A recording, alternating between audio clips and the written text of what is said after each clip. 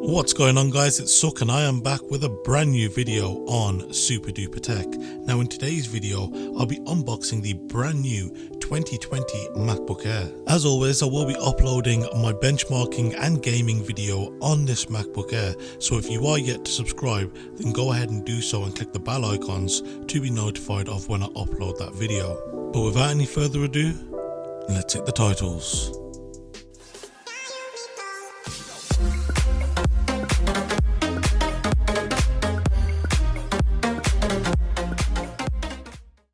So the first thing that I want to get into talking about is the pricing of this MacBook Air. Now the model that I have here has a 1.1 GHz dual core Intel i3 processor which can turbo up to 3.2 GHz.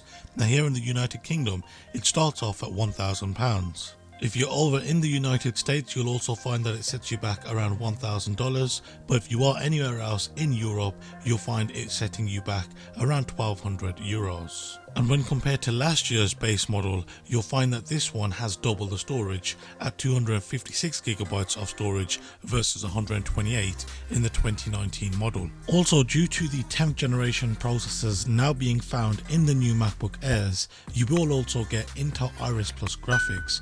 And as always, you get 8GB of RAM, this time LPDDR4X memory, which is clocked at a speed of 3733 MHz.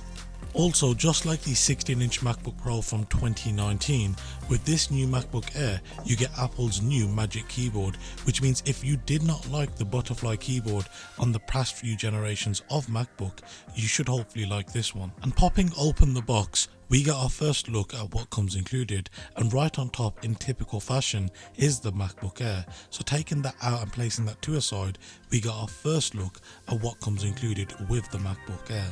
One of the first things that you will see is your Designed by Apple in California documentation envelope, and within you will find a number of important documents.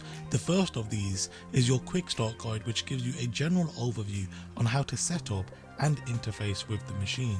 These are then followed up by some health and safety information along with details on your 1-year Apple limited warranty, which comes in both English and French, along with 2 colour matching Apple stickers.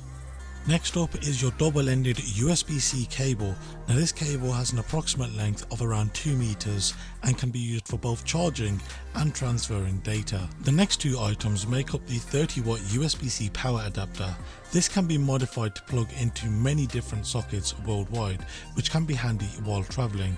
It should also be good to charge the MacBook in just over 2 hours. So that has been it for today's video. If you enjoyed the video, then be sure to hit the thumbs up button, and if you are new around here, then be sure to subscribe and click the bell icon to be notified of when I upload any of my new videos. If you have got any questions with anything you've seen in this video, then be sure to leave them down below in the comment section, or alternatively you could hit me up on my social media, links to which can be found down below in the description. Once again, thank you very much for watching, and I'll see you next time. Have a good one.